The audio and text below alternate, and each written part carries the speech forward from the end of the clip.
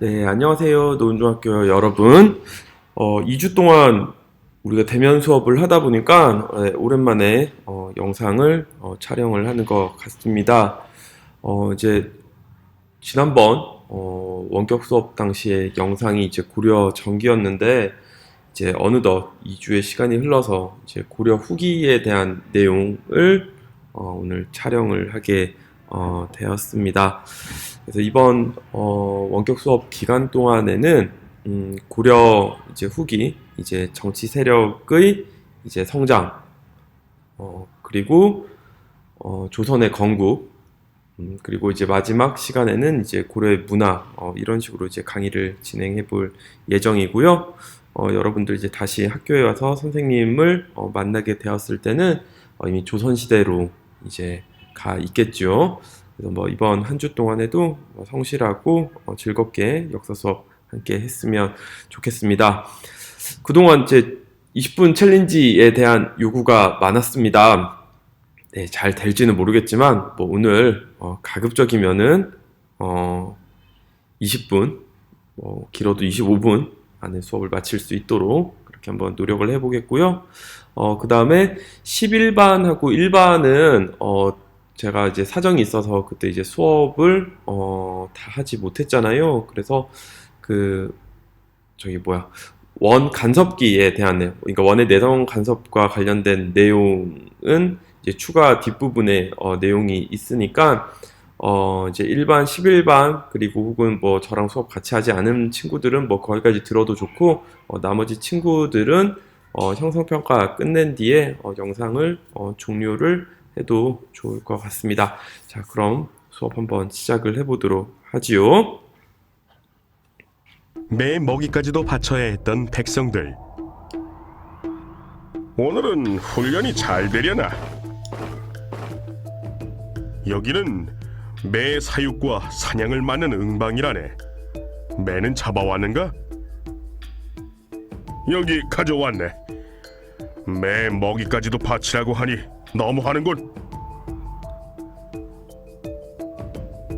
13세기 초 고려는 몽골의 침략으로 많은 어려움을 겪었습니다. 원은 고려의 정치를 간섭하였을 뿐만 아니라 공료를 요구하고 응방도 설치하였어요. 그래서 고려인들은 매의 먹이까지도 바쳐야 했죠. 이러한 상황이 지속되자 공민왕은 원의 내정 간섭에서 벗어나고자 여러 개혁 정책을 펼쳤습니다.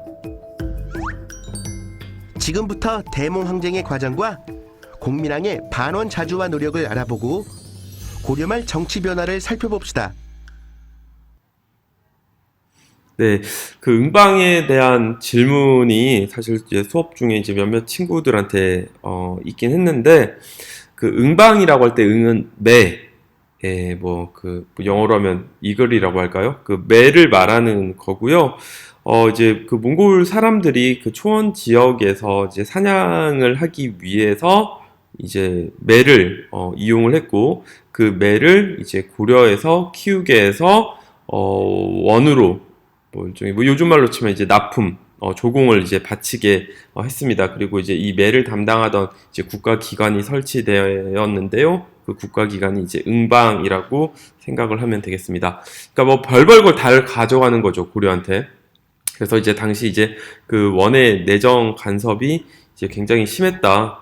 그리고 이제 또 이 과정에서 이제 새로운 정치 세력이 성장하게 되는데, 오늘 학습 목표, 이제 첫 번째는 이제 원의 내정 간섭으로 성장했던, 새로운 지배층, 바로 권문 세족입니다. 그래서 이제 권문 세족에 대해서 공부를 할 거고요. 그 원과 권문 세족으로 인해서 이제 고려의 정치적 상황이 점점 안 좋게 흘러갑니다.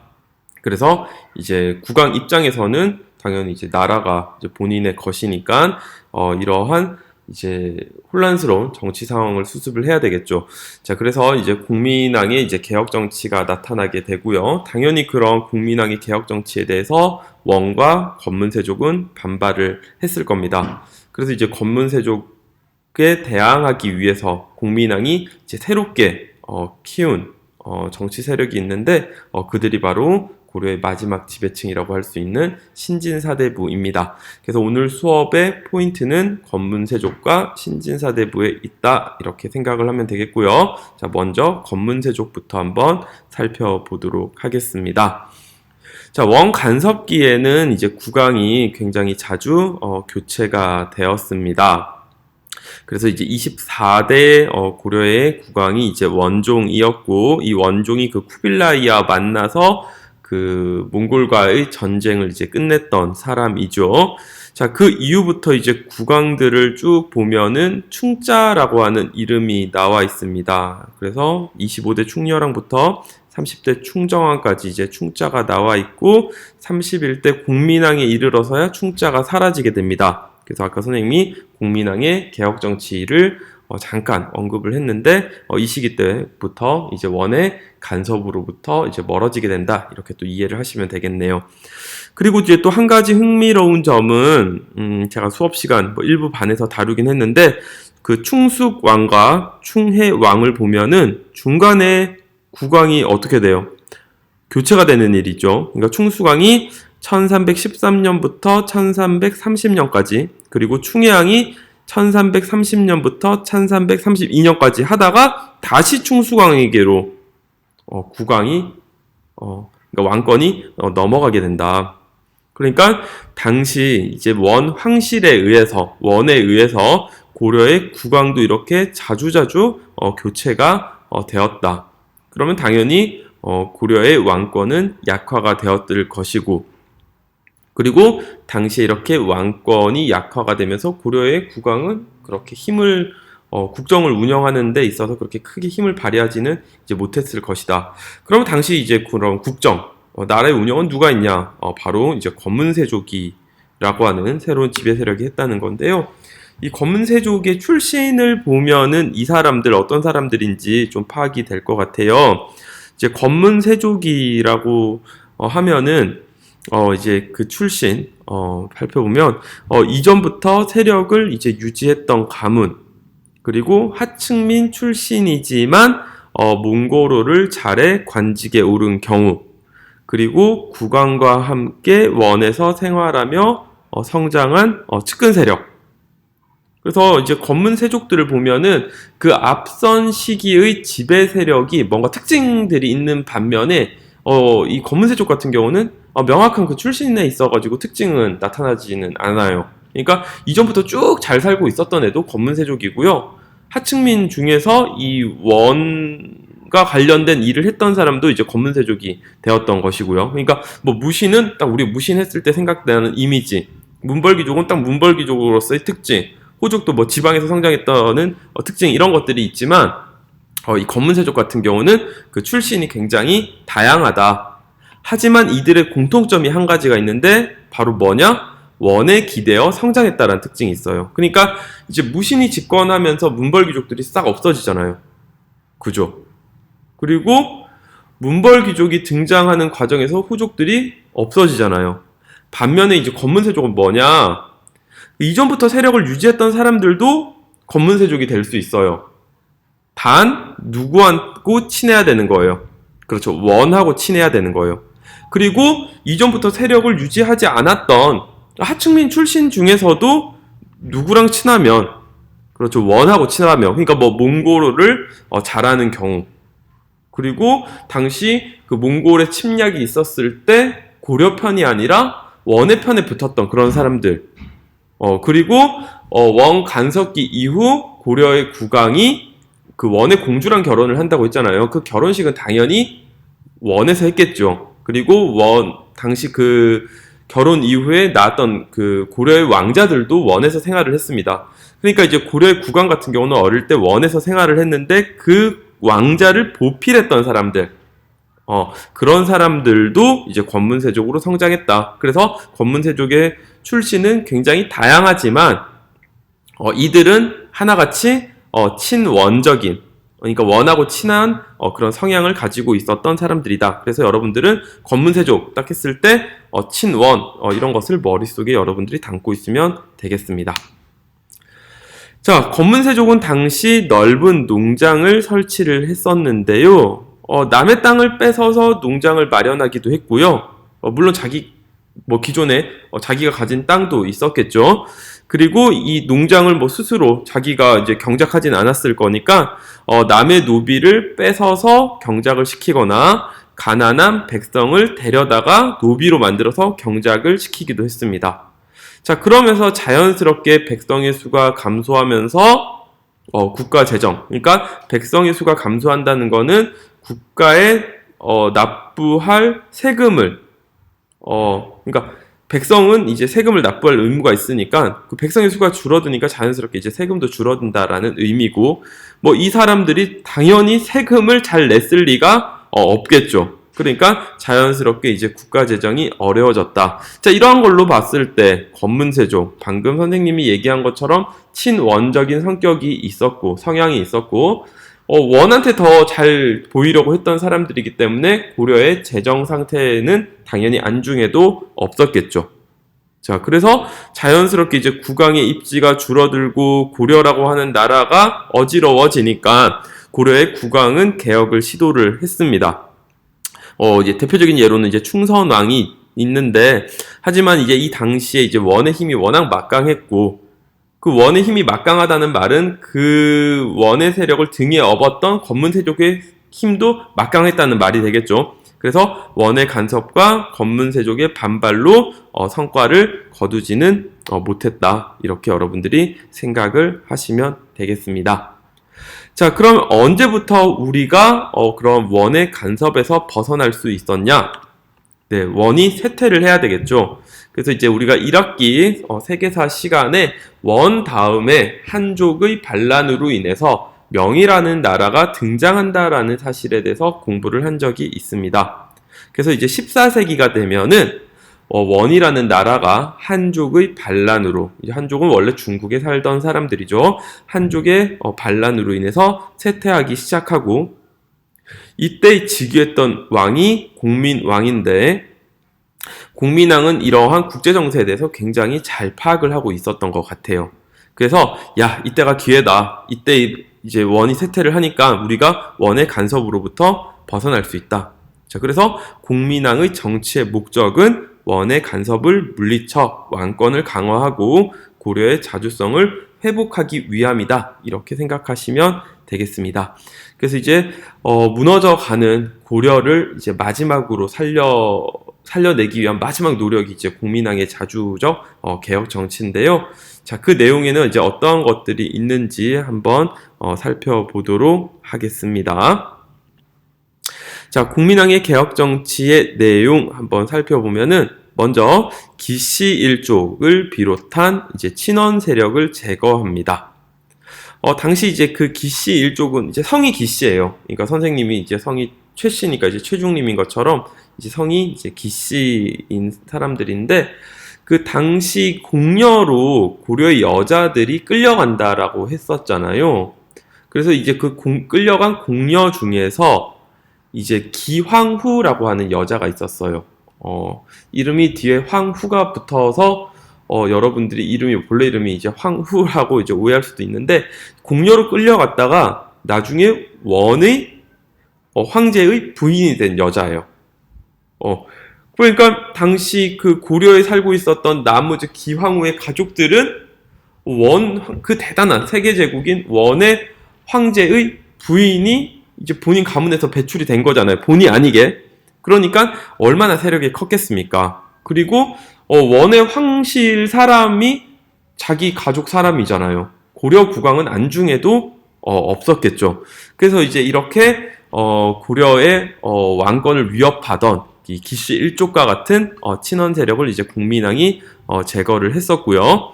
그 다음에 원의 내정 간섭기에 이제 격화되었던, 이제 낮아졌던 그런 관제와 복식도 다시 회복을 시킵니다. 그리고 원의 내정 간섭 기구로 이제 운영되었던 이제 정동 행성도 이제 공민왕 때 공민왕 때 이제 폐지를 하게 되었고요. 원의 내정 간섭 시기에 동령부, 쌍성총관부, 그리고 탐라총관부, 이렇게 해서 이제 원에게 이제 우리 일부 영토들이 이제 빼앗기게 되잖아요. 넘어가게 되잖아요. 그 중에서 이제 동령부나 탐라 총관부는 이후에 우리가 다시 받아와요. 다시 받아오는데 이 쌍성 총관부 같은 경우는 이 원에서 끝까지 돌려주지 않고 있었거든요. 그런데 이제 공민왕 때 이 쌍성 총관부를 이제 무력으로 군대를 보내서 이제 다시 가져오게 되고요. 그래서 여러분들 역사학습 노트, 그러니까 역사 활동지에 보면은 이 공민왕 때 이제 넓어진 이 영토까지도 우리가 확인을 할 수가 있겠습니다. 자, 그리고 이제 전민변정도감이라고 하는 국가기구를 설치를 해서 당시 이제 권문세족이 불법으로 차지하고 있었던 토지, 그리고 이제 노비를 이제 원래 상태로 돌려놓으려고 하는데요.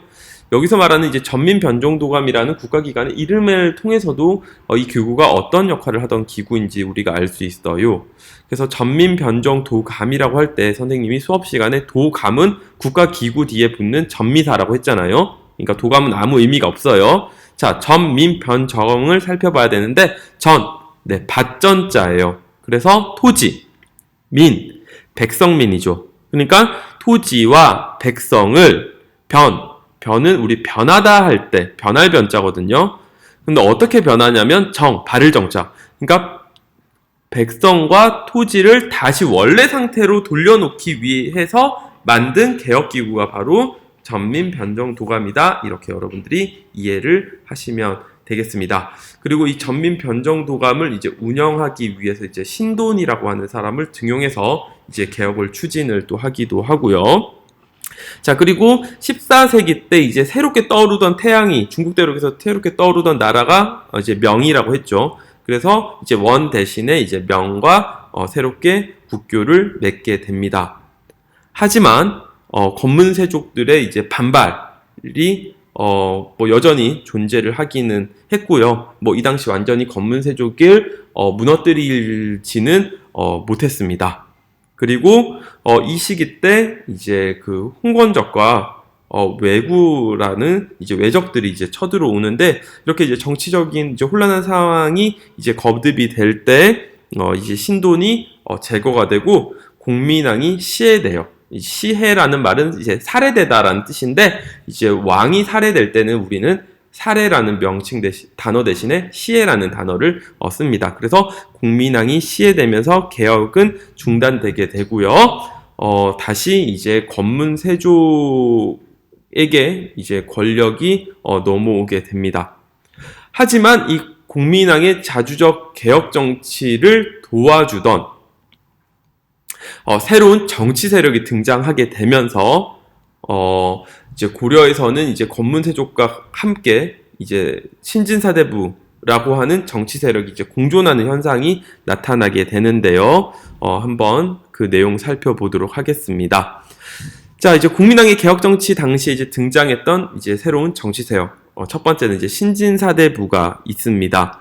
자, 신진사대부라고 하는 정치 세력이 당시 성장한 이유. 첫 번째, 공민왕의 개혁이 나타났기 때문입니다. 그래서 공민왕 혼자서 그 권문세족을 몰아낼 수는 없었기 때문에 그러니까 공민왕 입장에서 자신의 개혁 정치를 뒷받침할 정치 세력이 필요했고, 그때 이 키워졌던, 양성되었던 정치 세력이 신진사대부다라고 생각하시면 되겠습니다. 그럼 당연히 신진사대부하고 권문세족은 사이가 좋을 턱이 없겠죠. 그래서 이제 신진사대부는 권문세족을 비판하고 견제하는 그런 역할을 했고요. 이 권문세족이 원에 기대어 성장을 했다면은 이 신진사대부 같은 경우는 명과 화친할 것을 주장했던 세력입니다. 그러면 이제 권문세족이 원에 기대어서 성장했던 사람들이니까 당시 토지도 많이 가지고 있었고, 당시 이제 원과 친하니까 중앙에 있었던 세력인 반면에 그 신진사대부의 출신을 살펴보면은 지방의 향리나 하극 관리였고요. 자, 그리고 이들의 사상적 기반은 명분과 도덕을 중시하는 성리학이었습니다. 그러니까 이제 막 권문세족이 불법적으로 남의 토지를 빼앗고 그냥 일반 백성들을 불법적으로 노비로 만드는 이러한 좀 악랄한 행위를 했던 반면에 이 신진사대부 같은 경우는 이제 명분과 도덕을 중시하는 이제 성리학을 기반으로 했기 때문에 이제 공민왕의 개혁 정치를 뒷받침할 수 있는 정치 세력으로 선택이 되었겠지요. 그리고 검문 세족들이 원에 기대어서 이제 관리가 된 반면에 이 신진사대부 같은 경우는 이제 성리학이 사상적 기반, 그러니까 유교가 사상적 기반이었던 것처럼 이제 과거제를 통해 이제 관리가 되었다라고 하는 특징이 있습니다. 자, 여기서 이제 성리학이 뭐냐라고 좀 궁금한 친구가 있을 건데요. 사실 우리 1학기 세계사 시간에 공부를 했어요. 이 성리학이라고 하는 거는 유교예요, 유교. 근데 왜 유교라고 안 하고 이제 성리학이라고 하냐면 이 유교에도 여러 종류가 있거든요.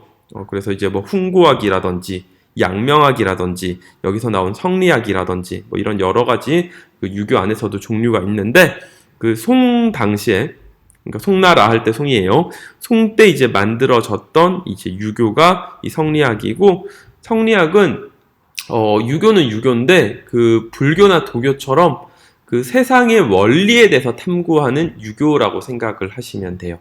그래서 앞서 말한 훈구학이 유교 경전을 연구하는 성리학이라면은 유교라고 한다면은 이 성리학 같은 경우는 우주의 질서, 인간 세상의 질서를 탐구하는 그런 유교를 성리학이라고 한다 이렇게 이해를 하시면 되겠습니다.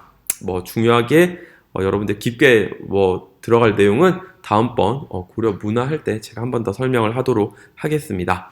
자, 그래서 이 사람들 이제 성리학이 사상적 기반이었기 때문에 이제 유교 지식에 능했고 이제 유교 지식과 행정 실무 능력을 바탕으로 성장했다. 이렇게 여러분들이 기억을 하시면 되겠습니다. 자, 이 신진사대부 외에도 이제 공민왕의 이제 개혁 정치 당시에 이제 등장했던 지배 세력이 있는데요. 바로 신흥 무인 세력입니다. 그래서 이제 공민왕이 이제 개혁을 추진하던 시기에 제가 아까 말했듯이 이 시기 이제 고려는 이제 두 외적의 침입을 받게 됩니다. 자, 하나는 중국의 훈권적이고요. 하나는 일본의 왜구인데 이 훈권적과 왜구를 격퇴하는 과정에서 물리치는 과정에서 이제 무인들 당시 고려의 무인들이 활약을 하게 되고 당시 이제 고려 백성들 입장에서는 이들이 마치 그 마블 세계관에 있는 그 어벤져스 같은 그런 이미지로 다가오게 되었습니다. 그래서 이 무인들이 백성의 신망을 얻게 되면서 이제 고려의 한 또 지배 세력으로 자리 잡게 되는데 대표적인 인물로는 최영 그리고 이성계가 있다라고 생각하시면 되겠고요. 이제 훈권적부터 한번 설명을 하자면은 당시 이제 훈권적은 이제 중국에서 이제 나타난 세력이고요. 건은 수건이고 홍은 이제 붉은색이라는 뜻입니다. 그래서 붉은 수건, 붉은 띠를 맨 도적이라고 해서 이제 훈권적이라고 부르고 있고 당시 이제 원에서 나타난 그 한족 농민 반란 세력입니다. 그래서 이제 이들이 이제 그 원에 대항해서 이제 반란을 일으키자 그 원이 진압을 하려고 했을 거 아니에요. 그래서 그 진압되는 과정에서 훈권적의 일부 세력이 고려에 들어오게 돼요. 고려에 들어오게 돼요. 그럼 당시 이 사람들이 이제 패잔병들이잖아요. 그러니까 진압되는 과정에서 이제 어쩔 수 없이 도망쳐 온 거니까 그러니까 막 먹을 것도 없고 뭐 이제 사정이 여의치가 않으니까 고려에 쳐들어와서 막 고려 백성들 약탈을 하고 고려의 도시로 들어와서 약탈을 하고 이랬던 거예요. 그리고 얘네들이 힘이 이제 적지 않았던 게 단순한 도적이 아니라 그 개경을 함락시킬 정도로 원에 밀려서 들어오긴 했지만 그 세력이 이제 막강했다 이렇게 생각을 하시면 되겠습니다. 자, 그리고 일본에서는 이제 왜구가 성장을 하면서 당시 이제 고려로 들어오게 되는데 관련 영상 하나 보고 넘어가도록 하겠습니다. 우리나라도 왜구에 의한 피해가 막심했었던 거죠? 그 어느 곳보다도 고려의 피해가 막심했어요. 특히 고려가 충청도, 전라도 그리고 경상도 지방에 피해가 집중이 됩니다. 왜냐하면은 그 서해안의 그 전라도하고 충청도 지역이 곡창지대잖아요. 네. 임과 동시에 조운선, 즉 세금, 세곡선 운용하는 맞아요. 그 네. 길이에요. 거기 군산 익산 쪽에 조창들 큰 것들 많이 막 그러니까 거기가 집중적인 공략의 대상이죠. 한국에서는 그러니까 제일 좋은 게 조운선이에요. 근데 조운선인데 지나가는 바다에서 조운선을 잡으려니까 이거 힘들잖아요. 네. 그러니까 얘들이 어느 날 머리를 쓰는 거죠. 머리를 쓴 게 아니라 털다 보니까 노하우가 생긴 거예요. 귀찮고 정말 한 번에 해결할 수 있는 곳을 찾자. 그래서 개경 앞바다로 와요. 모든 조운선은 결국 오는 데가 개경이거든요. 아하. 거기가 허브니까. 그러니까 개경에다가 갖다 납품하는 거니까. 그러니까 개경 들어가는 게 한강하고잖아요. 강화도 교동. 아예 교동하고 강화도를 3년 동안 점령한 적도 있다니까요. 그래서 무슨 일이 생기냐면 좋은 손을 운송하지 못하니까 어쩔 수 없이 육로로 가요. 근데 교수님이 예전에 말씀해 주셨듯이 비용이 10배가 들잖아요, 이게. 육로로 가면 10배가 문제라 남는 게 없어요. 그래서 남는 게 없어. 오다가 다 없어요. 근데 한심해. 난 너무 한심해. 아니 외국들이 해적들이 털어먹는데 국가 세금을 납세하러 오는 배를 못 지켜줄 정도로 국가가 약하다는 거잖아요.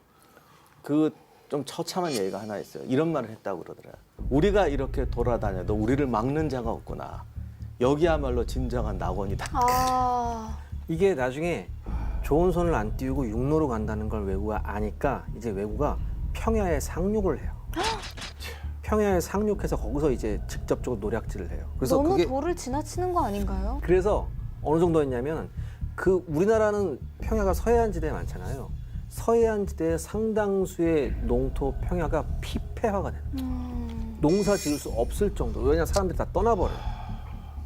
외국 침입지를 보니까 그냥 전국적으로라는 말이 이제 딱 맞네요. 네, 그러니까 이제 낙토다는 말이 그건데 점점 안으로 들어와서 나중에는 청주, 단양까지 들어와요. 그래요. 지금 지도에 봐도 충주 완전 어떻게 보면 중심일 수 있는 그렇죠. 그러나 물길이 있는 곳이라면 다 가고 있는 야, 듯한 이제 느낌. 정말 이제 지도도 볼 줄 알게 되셨구만. 아니, 지도는 저 눈이 있습니다. 그 다음에 이제는 쌀만 터는 게 아니라 어업도 못하게 되고요. 이렇게 되니까.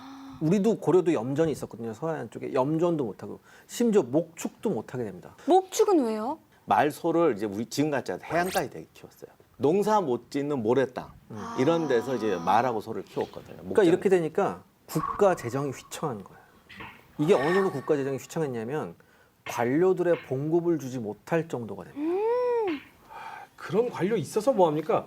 그러니까 서민들 세금 내는 것도 지네가 못 받아먹고서는 지키지도 못하는 그런 조정이 있어서 뭐합니까? 그러니까 외구의 침략으로 이제 해안 지방이 이렇게 초토화가 되니까 이 기록을 글로 남긴 사람이 있습니다. 이제 아. 권근의 양촌집이라는 건데요. 여기 흥해군 신성 문록이라는 글이 있습니다.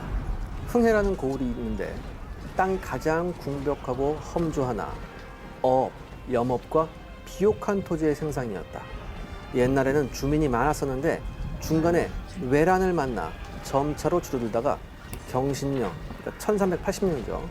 여름에 이르러서는 더욱 맹렬한 화를 받아 함락되고 불탔으며 백성들이 살해와 약탈을 당하여 거의 없어지고 그 중에 겨우 벗어난 사람은 흩어져 사방으로 가버려 마을과 거리가 빈터가 되고 가시덤불이 길을 덮으니 수령으로 온 사람들이 먼 마을로 가서 움츠리고 있고 감히 읍안에 오지를 못한 것이 여러 해였다. 이건 완전히 초토화가 됐다는 얘기죠. 이게 사실 뒤에 무슨 내용이냐면 해안에서 사람이 살고 있는 걸 보면 얘들이 쳐들어오잖아요. 네. 그러니까 마을을 비워버리고 폐허가 된 것처럼 하고 숨어 산속에 있었던 동굴에 거죠. 숨어가 살면서 가끔 이제 뭐 이 우리가 도둑처럼 와가지고 하고 발자국 지우고 사람 안 사는 사람 마을처럼 만들어 놓고 산속에 들어가 숨으며 살았다. 네, 뭐 이렇게 굉장히 그 당시 외구의 피해가 컸다는 사실을 알 수 있었고, 뭐 영상에 나왔던 것처럼 그 외구가 이제 좋은 손을 노리면서 이제 조세 운송이 어려워지고 이제 개경으로 가는 바닷길들이 이제 막히면서 이제 국가 재정 역시도 이제 궁핍해지는. 그러니까 당시 국민왕의 개혁이 상당히 이제 성공하기 어려웠던 그런 여러 가지 이제 조건이 있었고, 뭐 그럼에도 불구하고 이 시기 때 이러한 홍건적이라든지 이제 왜구를 격퇴하는 과정에서 이제 그 신흥 무인 세력이 이제 성장한다. 뭐 이렇게 여러분들이 또 이해를 하시면 되겠습니다. 자, 그래서 이제 역사 활동지 채워야 되니까 역사학습 노트. 자, 육지에 상륙한 왜구를 이제 크게 무찔렀던 사람, 네, 최영과 이성계고요. 그 다음에 이제 그 왜구, 그러니까 이제 워낙 이제 빠르게 도망을 가니까 그리고 혹은 이 왜구와 굳이 이제 직접적으로 접촉을 하지 않고도 격퇴를 시키는 방법이 이 포를 쏘는 거죠. 그래서 이제 최무선은 이때 화포를 제작하게 되었고요. 그 다음에 박이는 이제 왜구의 근거지인 이제 쓰시마 섬을 토벌하기도 했습니다. 자, 그러면서 이제 자연스럽게 이제 신흥 무인 세력이 이제 고려의 또 그 권력의 한 축으로 떠오르게 되면서 이제 고려 말은 이제 검문세조 그리고 신진사대부 그리고 이제 신흥 무인 세력이 이제 공존하는 이러한 일들이 나타나게 되었고요. 그리고 이 과정 속에서 이제 고려가 이제 멸망하고 이제 조선이라는 나라가 등장하게 되는데, 자, 그 내용은 이제 다음 시간에 공부를 해 보도록 하겠습니다. 자, 마지막 형성평가 풀고 수업 맞춰보도록 할 건데요. 자, 다음 중 관련 있는 것끼리 연결해 보자라고 했습니다. 자, 1. 김윤우는 네, 처임 부국민과 함께 몽골군을 물리쳤다. 2. 삼별초는 네, 진도와 제주도에서 대몽항쟁을 계속하였다. 3. 신진사대부는 부패한 권문세족을 비판하였다. 자, 이렇게 하면 되겠고요. 아까 제가 말한 반들 빼고는 뭐 여기까지가 지금 현재 30분입니다. 네, 제가 오늘 25분 안에 끝내려 했으나 뭐 영상이 있었던 점을 여러분들이 감안해서 이해하면 되겠고요. 자, 그래서 제가 지금 30분, 지금 막 31분이 이제 지나가고 있네요. 그래서 이제 제가 영상은 이제 30분 수강하면은 제가 완결되는 걸로 그렇게 걸어 놓도록 할 거니까, 이제 추가로 제가 수업 시간에 다루지 못했던 반들만 그 다음 내용 들으면 되겠습니다. 자, 나머지 친구들은 여기까지만 해도 될 것 같고요. 자, 앞에 이제 원의 내정 간섭과 관련된 내용들 아까 다 못한 반들이 있어서 정리를 한번 해보자면은, 당시 이제 원이 일본 원정을 위해서 이제 설치했던 기구가 있습니다. 그래서 정복하다 일본을, 그래서 정동, 그래서 일본 원정을 위해서 설치했던 국가기구. 그래서 아까 도감처럼 행성 역시도 이제 몽골이 국가기구 뒤에다가 붙이던 그런 전미사라고 생각하시면 돼요. 그래서 이제 정동 행성을 설치를 했고, 뭐 정동 행성을 통해서 일본 원정을 실시했지만 일본 원정은 실패로 끝나게 됩니다. 하지만 이 정동 행성을 없애지 않고 이후에도 이제 내정 간섭기구로 놔두고 통치를 했고요. 그리고 이제 원은 당시 이제 고려의 일부 영토를 이제 직접 지배하기도 했는데, 이제 오늘날 평안도, 서경 일대를 이제 동령부로 지정해서 이제 가져갔고요. 그 다음 화주는 이제 오늘날 함흥남도 지역에 해당이 돼요. 그래서 이제 화주 일대를 쌍성총감부라는 이름을 붙여서 그 영토를 직접 지배하기도 했습니다. 그리고 이제 그 삼별초의 항쟁이 있었을 때 마지막 항전지가 제주였죠. 그래서 그 여원 연합군이 제주로 들어왔을 때 이 몽골 애들이 이렇게 생각을 한 거예요. 와, 여기 말 키우기 너무 좋다. 그래서 이제 고려 정부에 대해서, 조정에 대해서 그 제주를 달라는 요구를 해요. 그리고 이곳에 이제 탐라 총감부를 설치를 하는데, 이때 이제 말의 목장으로 이제 제주도가 이용이 됩니다. 그래서 이제 오늘날 제주에 있는 말의 유래가 여기서부터 나타난다라고 여러분들이 생각을 하시면 되겠고요. 아까 공민왕 얘기할 때 제가 얘기를 했지만, 당시 이제 고려의 국왕은 이제 원의 공주와 이제 혼인을 해야 됐고요. 그 사이에서 이제 태어난 이제 왕자들 역시도 이제 원에서 성장을 하게 되었습니다. 그러니까 이제 고려 국왕 입장에서 원의 황제는 장인이 되겠죠. 그리고 원의 황제 입장에서 고려의 국왕은 사위가 되겠고요. 그러니까 똑같이 고려의 국왕도 황제를 칭하고 원의 황제도 황제를 칭하면 말이 안 되잖아요. 그래서 이제 고려의 국격이 하나씩 낮아지게 돼요. 그래서 이제 더 이상 우리는 황제라는 표현을 사용하지 못하게 되면서 왕실의 호칭과 관제의 격이 낮아지게 되었습니다. 그래서 폐하를 세자로, 그리고 태자를 세자로, 국왕은 충자가 붙은 시호를 받게 된다. 그래서 아까 우리 고려 왕위 계보도 한번 살펴본 것처럼 그렇게 충자가 붙은 왕이 나타나는 시기가 바로 이 원의 내정 간섭 시기다. 이렇게 생각을 하시면 되겠습니다. 자, 그리고 원은 당시에 이제 고려에 대해서 이제 과도한 조공을 요구하였는데요. 이제 고려에서 뭐 나는 특산물들, 뭐 인삼 같은 게 있겠죠. 그리고 이제 여자까지도 바치게 했는데, 이제 그렇게 바쳐진 여자를 공여라고 불렀습니다. 그래서 그렇게 이제 간 고려 여자들은 이제 주로 원의 그 궁궐 황궁에서 이제 주로 이제 생활을 하게 됐고, 뭐 일부 궁녀들은 이제 그 원의 귀족 층에게 이제 그 첩으로 들어가는 이제 그런 상황이 연출되기도 했고요. 그다음에 그런 공료 중에서 일부는 이제 원의 황제와 결혼을 해서 황후가 되기도 했는데 그게 이제 아까 얘기했던 기황후가 되겠습니다. 그래서 이제 당시에 이제 데려갔던 이제 여성들이 이제 주로 이제 그 첩으로 혹은 이제 그 황궁에서 일할 여자로 데려갔기 때문에 되게 어린 여자들을 많이 데려갔어요. 그래서 한 13세에서 한 18세 사이. 그러니까 딱 지금 오늘날 치면 중고등학생들이겠죠. 그래서 이제 이 끌려가지 않기 위해서 당시 이제 고려의 백성들이 일찍 결혼을 시키게 되었고요. 그래서 10살 미만이 된 여자 아이들을 일찍 시집을 보내게 되면서 이제 우리나라에는 조혼 풍습이 생기기도 하였습니다.